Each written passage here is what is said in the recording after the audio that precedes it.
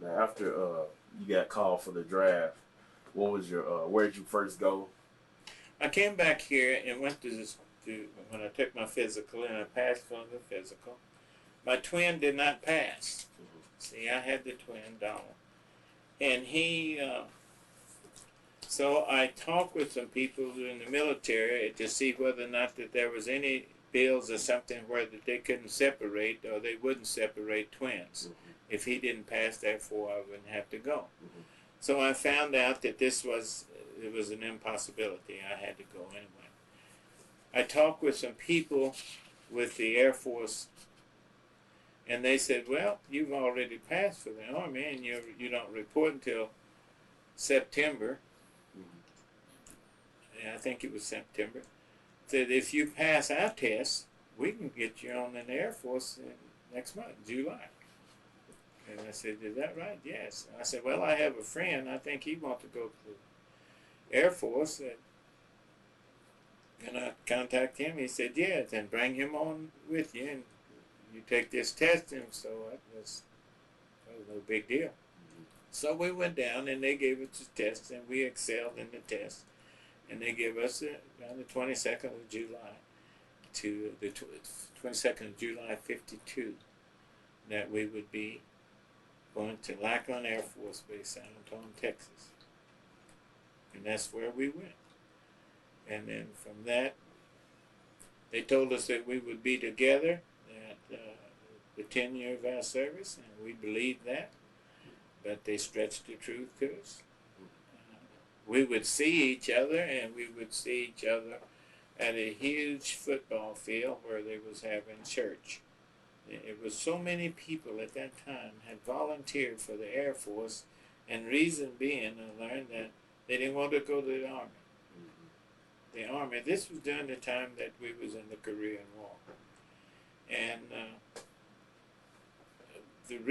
one of the reasons I wanted to choose to go to the Air Force was that you put in 4 years, and then after the 4 years, you had 4 years of college that you could get from the military, being in the military for 4 years, and this would help you in your continuing education. To make a 4 year, 10 year of service, it was no problem with me. Now, as you went to San Antonio for your military service, well, how was training?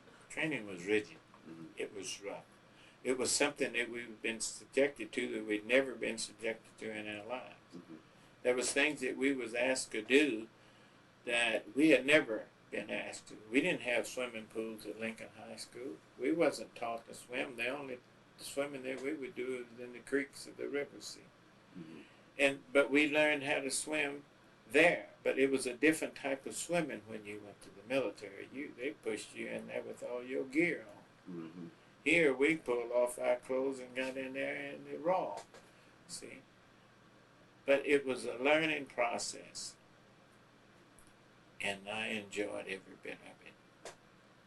And today, and I say that with honesty, I enjoyed the military when I got there. Now, how was it with with the Army getting integration just a few years before? How was the atmosphere in San Antonio? Let me say this, that I was misinformed by black people that had been in the military, which was the First World War, Second World War, and there was wars before then. That was the Civil Wars. There was wars back in 1863. Now they told us that there's no problem in there. Segregation, none. No problem at all. That was a myth. When we left training, and then before we left training, see, we was in separate barracks and everything. We had a white man ahead of the barracks and all black. Okay? If you think this is not segregation, well, what is it? You know?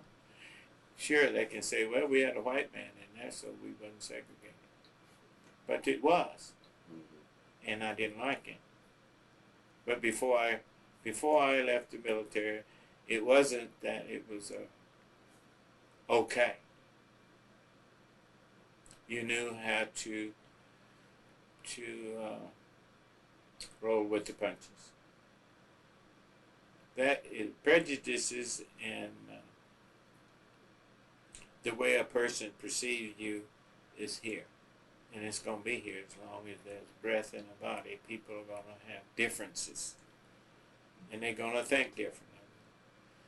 But you have friends, and then you have acquaintances. We made a lot of friends in there, but we made more of acquaintances. I think the thing can apply today. As you went to Korea when? I didn't go to Korea. I was in, the farthest I went that way was in Guam, and we went over there on TDY. When I left San Antonio, I went to Roswell, New Mexico.